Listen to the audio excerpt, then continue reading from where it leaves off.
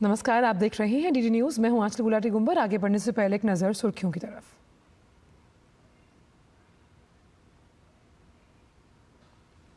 राष्ट्रपति, उपराष्ट्रपति और प्रधानमंत्री नरेंद्र मोदी ने पूर्व प्रधानमंत्री डॉक्टर मनमोहन सिंह को दी श्रद्धांजलि। केंद्रीय मंत्रिमंडल की बैठक में डॉक्टर मनमोहन सिंह को दी गई श्रद्धांजलि। शोक प्रस्ताव किया गया पारित।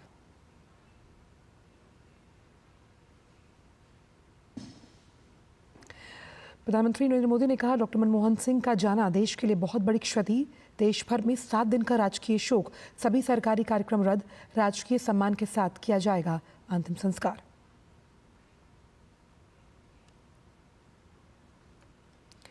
तमिलनाडु में अन्ना यूनिवर्सिटी के एक स्टूडेंट के कथित यौन उत्पीड़न के मामले में डीएमके सरकार के विरोध में भाजपा का प्रदर्शन। प्रदेश भाजपा अध्यक्ष के अन्नामलाई ने विरोध स्वरूप खुद पर बरसाए कोड़े।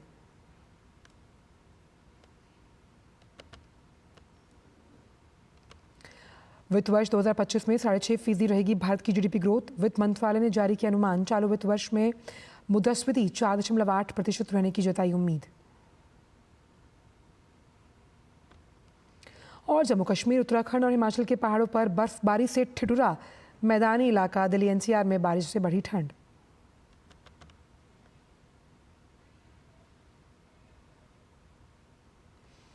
और आइए जानते हैं सभी खबरों को विस्तार के साथ। भारत के पूर्व प्रधानमंत्री डॉक्टर मनमोहन सिंह का गुरुवार को दिल्ली के एम्स में निधन हो गया। उनके पार्थिव शरीर को अंतिम दर्शन के लिए उनके आवास पर रखा गया है। राष्ट्रपति द्रौपदी मुर्मू ने उनके आवास पहुंचकर पूर्व प्रधानमंत्री डॉक्टर मनमोहन सिंह को श्रद्धांजलि अर्पित कर और उनके परिजनों के प्रति संवेदना व्यक्त की है।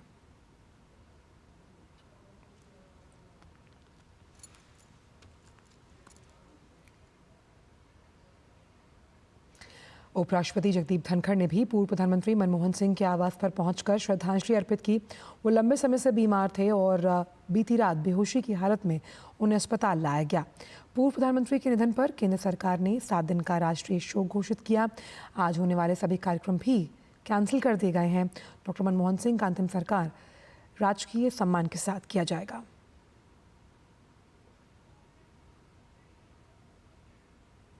प्रधानमंत्री नरेंद्र मोदी ने दिवंगत पूर्व प्रधानमंत्री डॉक्टर मनमोहन सिंह को उनके आवास पहुंचकर श्रद्धांजलि अर्पित की, उनके परिवार के प्रति संवेदना जताई। पूर्व प्रधानमंत्री के निधन पर केंद्र सरकार ने 7 दिन का राष्ट्रीय शोक घोषित किया। आज होने वाले सभी कार्यक्रम भी कैंसिल कर दिए गए। डॉक्टर मनमोहन सिंह का अंतिम संस्कार राजकीय सम्मान के साथ किया जाएगा।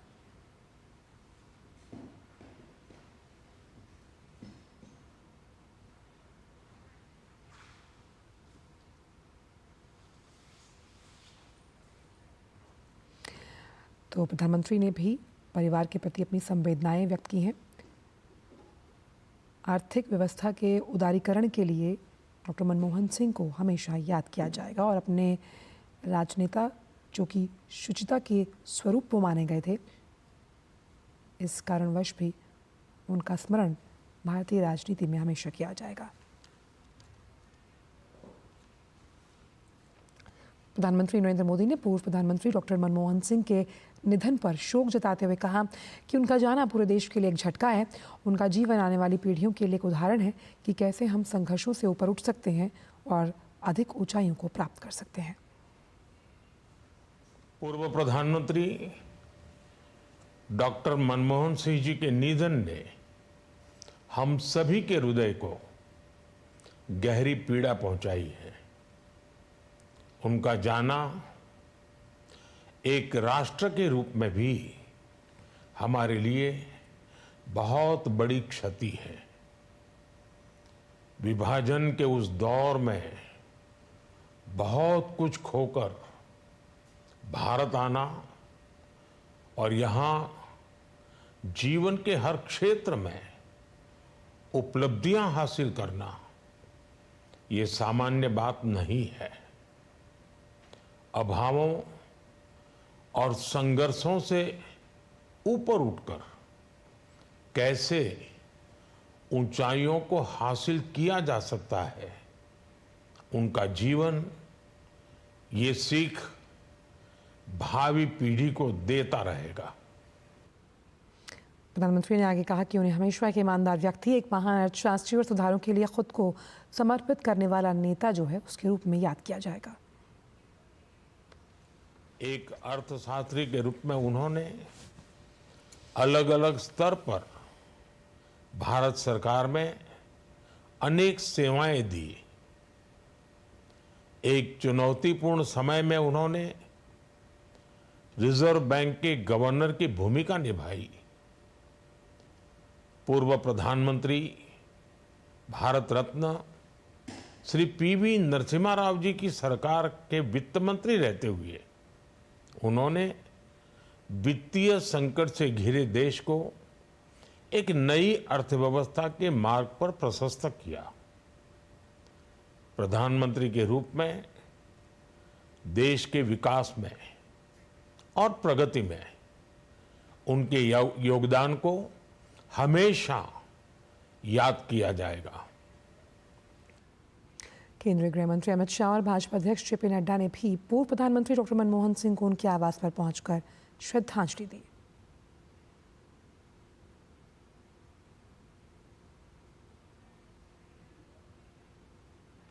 प्रधानमंत्री नरेंद्र मोदी की अध्यक्षता में केंद्रीय मंत्रिमंडल ने पूर्व प्रधानमंत्री डॉक्टर मनमोहन सिंह की स्मृति में शोक प्रस्ताव पारित किया।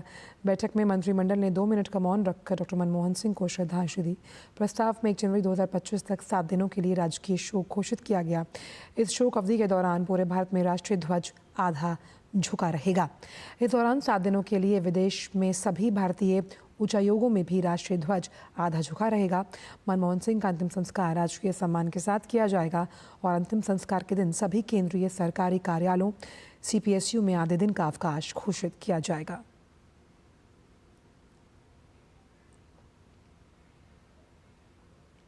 पूर्व प्रधानमंत्री मनमोहन सिंह के निधन के बाद 7 दिन का राजकीय शोक घोषित कर दिया गया, जिसमें पूर्व प्रधानमंत्री के सम्मान में सारे सरकारी कार्यालयों में भारतीय ध्वज को आधा झुका दिया गया। देखिए संसद भवन से हमारे संवाददाता कुमार आलो की रिपोर्ट। पूर्व प्रधानमंत्री मनमोहन सिंह के निधन के बाद सरकार ने 7 दिनों का राजकीय शोक घोषित किया है और आप देख सकते हैं हम यहाँ पर संसद भवन के करीब में हैं। संसद भवन चाहे वो रेल भवन हो, चाहे वो शास्त्री भवन हो, चाहे वो कृषि भवन हो, तमाम जो सरकारी ऑफिसेज हैं वहाँ जो झंडा है, जो भारत का तिरंगा झंडा है, उनके सम्मान में उनके निधन के बाद आधा उसको झुका दिया गया है। और आप देख सकते हैं कि पूरा अभी मनमोहन सिंह की कल रात में उनका निधन हुआ था और उसके बाद से सरकार ने 7 दिनों का राजकीय शोक यहाँ पर घोषित किया है। तमाम सरकारी दफ्तरों में जो झंडे हैं वो आधा झुका है पूर्व प्रधानमंत्री मनमोहन सिंह के सम्मान में। कांग्रेस नेता राहुल गांधी ने पूर्व प्रधानमंत्री डॉक्टर मनमोहन सिंह को दिल्ली उनके आवास जाकर श्रद्धांजलि अर्पित की। राहुल गांधी के साथ इस दौरान सोनिया गांधी और प्रियंका गांधी के साथ कांग्रेस के अन्य नेता भी मौजूद थे।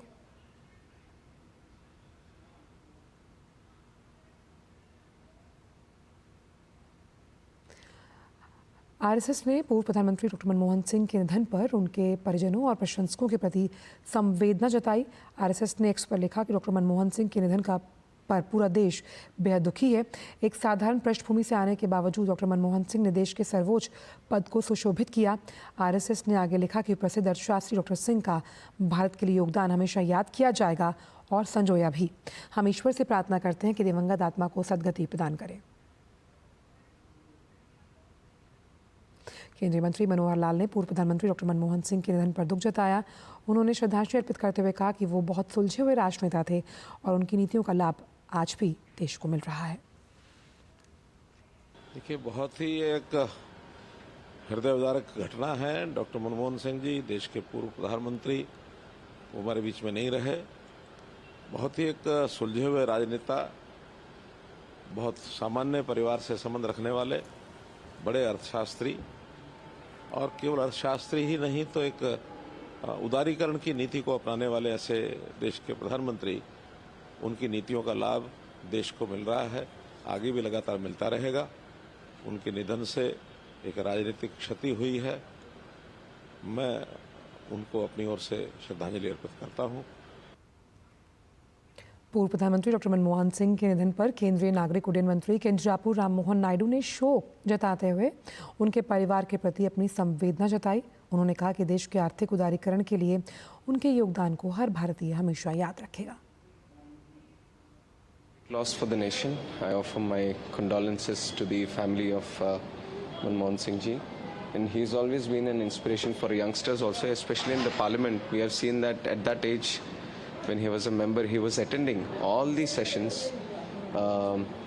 and also the contributions that he has made to the country, especially during the economic liberalization that the country went through.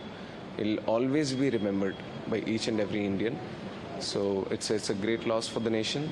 We all mourn with the family members. पूर्व प्रधानमंत्री डॉक्टर मनमोहन सिंह के निधन पर हरियाणा के सीएम नायब सिंह सैनी ने शोक जताया। उन्होंने कहा कि देश ने एक राजनेता ही नहीं बल्कि एक अर्थशास्त्री को भी खोया है। उन्हें उनकी सादगी और उनके आर्थिक फैसलों के लिए हमेशा याद किया जाएगा। ईश्वर उनकी आत्मा को शांति प्रदान करे। डॉक्टर मनमोहन सिंह जी के निधन से देश ने न केवल एक कुशल राजनीतिक बल्कि देश सेवा के लिए समर्पित व्यक्तित्व और कुशल अर्थशास्त्री को खोया है। पंजाब के एक साधारण गांव, छोटे गांव से भारत के अर्थशास्त्री और प्रधानमंत्री बनने का सफ़र उनके समर्पण और देश की सेवा को दर्शाता है। उनको हमेशा ही सादगी और विद्वता के लिए याद किया जाएगा। देश के विकास के लिए किए गए आर्थिक फैसलों में उनका योगदान हमेशा याद रखा जाएगा। और आइए देखते हैं पूर्व प्रधानमंत्री डॉक्टर मनमोहन सिंह की जीवन यात्रा पर डीडी न्यूज़ की एक खास रिपोर्ट। भारत के 14वें प्रधानमंत्री डॉक्टर मनमोहन सिंह का जन्म 26 सितंबर 1932 को अविभाजित भारत के पंजाब प्रांत में हुआ था। डॉक्टर सिंह और उनकी पत्नी गुरुशरण कौर की 3 बेटियां हैं। भारत के पूर्व प्रधानमंत्री डॉक्टर मनमोहन सिंह विचारक और विद्वान के रूप में प्रसिद्ध हैं। डॉक्टर मनमोहन सिंह ने 2004 के आम चुनावों के बाद 22 मई को प्रधानमंत्री पद की शपथ ली।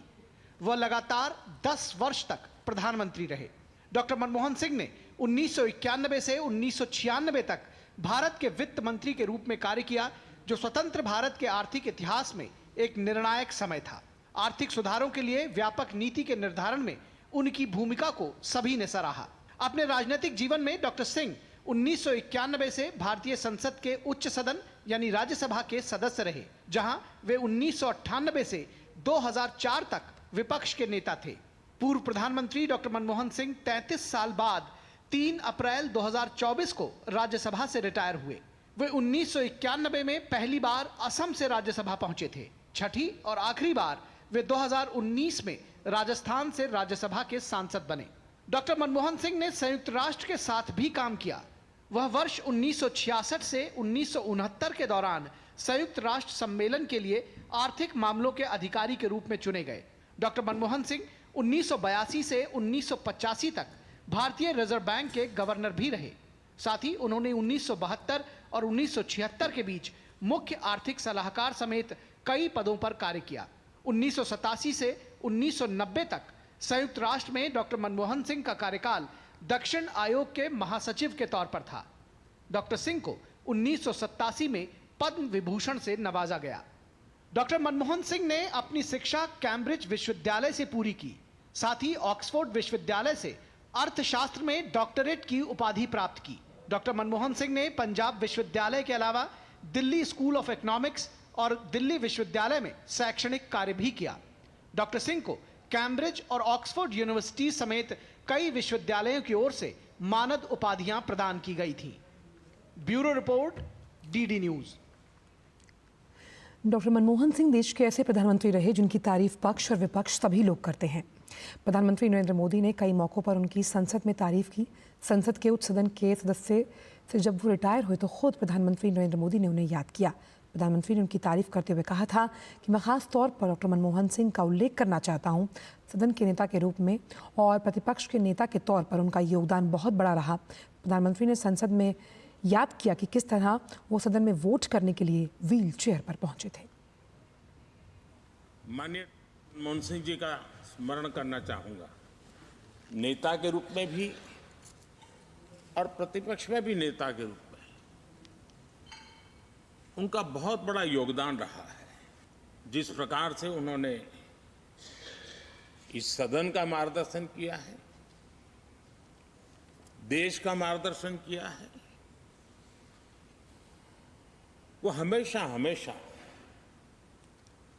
जब भी हमारे लोकतंत्र की चर्चा होगी तो कुछ माननीय सदस्यों की जो चर्चा होगी उसमें माननीय डॉक्टर मनमोहन सिंह की योगदान की चर्चा जरूर होगी।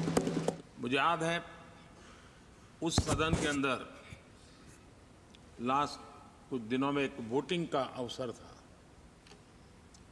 विषय तो मैं छूट गया मेरा, लेकिन पता था कि विजय ट्रेजरी बैंक की होने वाली है। अंतर भी बहुत था, लेकिन doctor Manmohan Singh ji wheel chair में आए, वोट किया। एक सांसद अपने दायित्व के लिए कितना सजग है उसका वो उदाहरण है, वो प्रेरक उदाहरण था। इतना ही नहीं, मैं देख रहा था कभी कमेटी के चुनाव हुए, कमेटी मेंबर्स के, वो व्हीलचेयर में वोट देने आए। सवाल ये नहीं है कि वो किसको ताकत देने के लिए आए थे, मैं मानता हूं वो लोकतंत्र को ताकत देने आए थे।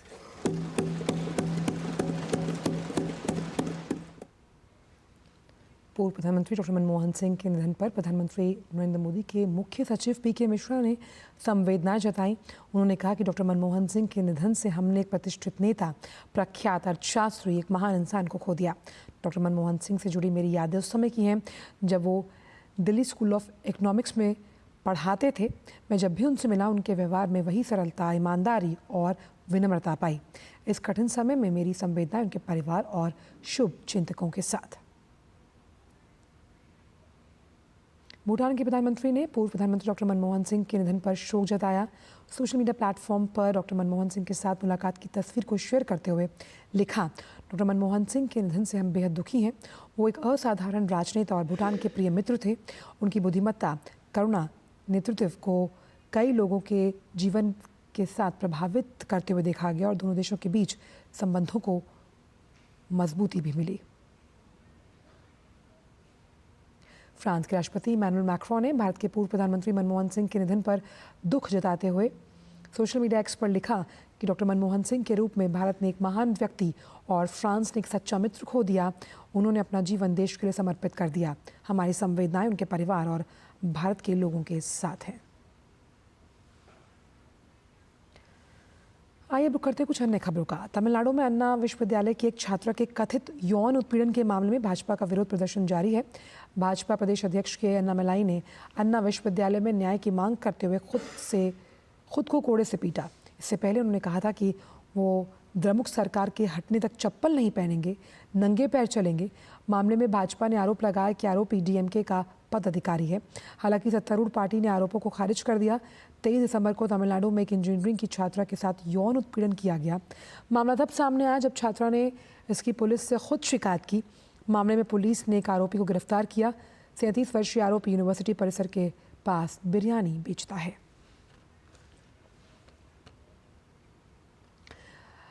और अब बात विदेश मंत्री डॉक्टर एस जयशंकर की, जो अमेरिका दौरे पर हैं, जहां उन्होंने राष्ट्रीय सुरक्षा सलाहकार जैक सुलिवन से मुलाकात की। मुलाकात की जानकारी साझा करते हुए जयशंकर ने एक्स पर लिखा, आज सुबह वॉशिंगटन डीसी में अमेरिका के एनएसए जैक सुलिवन से मिलकर अच्छा लगा। उन्होंने बताया कि रणनीतिक साझेदारी की प्रगति पर व्यापक चर्चा के साथ वर्तमान क्षेत्रीय और वैश्विक विकास पर विचारों का आदान प्रदान हुआ। दरअसल विदेश मंत्री एस जयशंकर 24 दिसंबर से अमेरिका के आधिकारिक दौरे पर हैं। इस दौरान जयशंकर की अमेरिका में भारत के महावाणिज्य दूतों के सम्मेलन की अध्यक्षता के साथ अमेरिकी समकक्ष एंटनी ब्लिंकन और अन्य अधिकारियों के साथ बातचीत का एक कार्यक्रम है। दिल्ली में बिजली कंपनियों की मनमानी को लेकर भाजपा लगातार दिल्ली सरकार और बिजली कंपनियों का विरोध कर रही है। भाजपा का आरोप है कि दिल्ली के आम लोगों से बिजली की खपत से ज्यादा बिजली का बिल लिया जा रहा है। इस बीच वीरेंद्र सचदेवा ने बिजली वितरण कंपनी द्वारा लगाए जा रहे पावर परचेज एडजस्टमेंट चार्ज को दिल्ली की जनता के लिए छलावा बताया। में आम आदमी पार्टी की सरकार बिजली के नाम पर किस तरह से ईमानदार कंज्यूमर को लूटने का काम कर रही थी या कर रही है, उसको लेकर भारतीय जनता पार्टी के कार्यकर्ताओं ने लगातार आवाज उठाई। बार बार हम एक ही बात कह रहे थे कि power purchase adjustment charges PPAC ये हर ईमानदार कंज्यूमर के बिलों पर एक तरह से बिजली कंपनियों को डाका है। 16 जुलाई को हमारे सभी विधायकों ने स्पीकर को एक चिट्ठी भी लिखी थी इस विषय को लेकर। वेणु सचदेवा ने कहा कि पीपीएसी चार्ज को लेकर हमने 16 जुलाई को स्पीकर को पत्र लिखा और इस मुद्दे को उठाया। उन्होंने कहा कि बीजेपी के कार्यकर्ताओं के संघर्ष के बाद डीआरसी का ऑर्डर आया और पीपीएसी चार्ज को कम कर दिया गया। भारतीय जनता पार्टी के कार्यकर्ताओं ने लगातार जब इसका संघर्ष किया, आवाज उठाई और हमने दिल्ली के आम आदमी पार्टी की सरकार को बेनकाब करने का काम किया, उनकी चोरी को पकड़ा। आज डीआरसी का ये ऑर्डर आ गया है।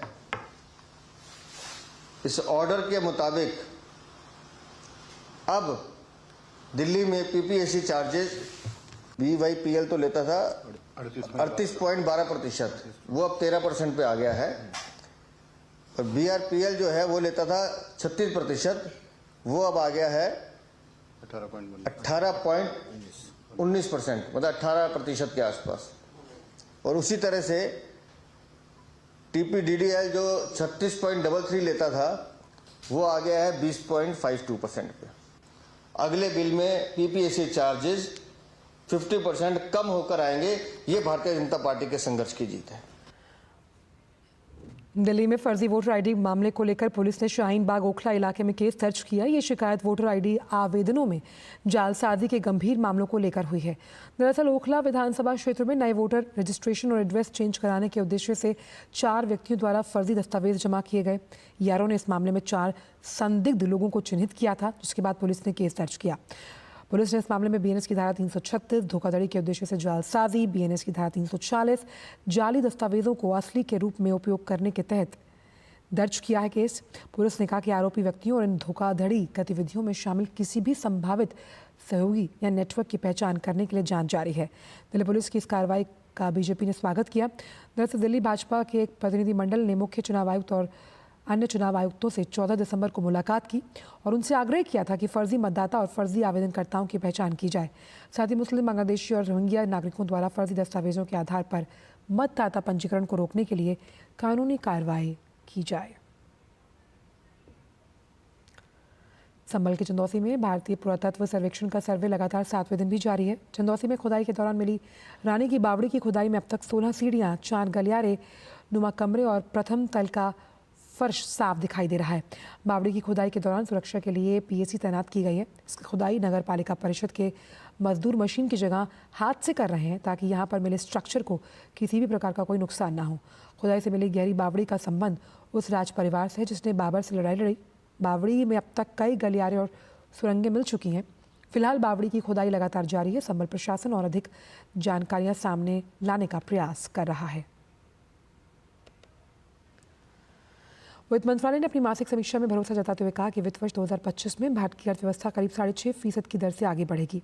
इसमें वित्त वर्ष 2047-48 तक विकसित भारत के लक्ष्य को प्राप्त करने के लिए भारत के राजकोषीय दायित्व ढांचे में सुधार के महत्व पर भी जोर दिया गया। मांग पक्ष के बारे में इसमें कहा गया कि ग्रामीण मांग मजबूत बनी हुई है, शहरी मांग बढ़ रही है। अक्टूबर-नवंबर 2024 में यात्री वाहनों की बिक्री में सालाना आधार पर 13.4% की वृद्धि हुई। घरेलू हवाई यात्री यातायात में मजबूती दर्ज की गई।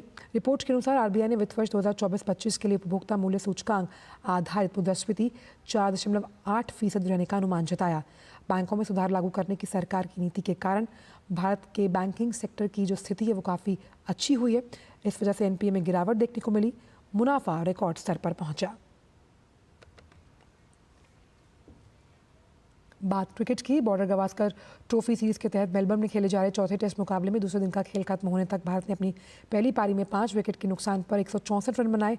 ऋषभ पंत 6 तो वहीं रविंद्र जडेजा 4 रन बनाकर क्रीज पर मौजूद है। भारत की पहली पारी की शुरुआत अच्छी नहीं रही और भारत का पहला विकेट कप्तान रोहित शर्मा के रूप में गिरा, जो 3 के स्कोर पर पैट कमिंस का शिकार हुए। इसके थोड़ी ही देर बाद केएल राहुल का विकेट भी पैट कमिंस ने लिया, जिन्हें 24 पर बोल्ड किया। हालांकि इसके बाद यशस्वी जायसवाल और विराट कोहली ने पारी को संभाला और तीसरे विकेट के लिए तेजी के साथ रन जोड़े। यशस्वी जायसवाल ने अर्धशतक लगाया। जायसवाल 82 रन के स्कोर पर रन आउट हुए और उसके थोड़ी ही देर बाद विराट कोहली भी 36 पर बोलेंट की गेंद पर एलेक्स कैरी को कैच थमा बैठे। फिलहाल समाचारों में इतना ही। दीजिए इजाजत। नमस्कार।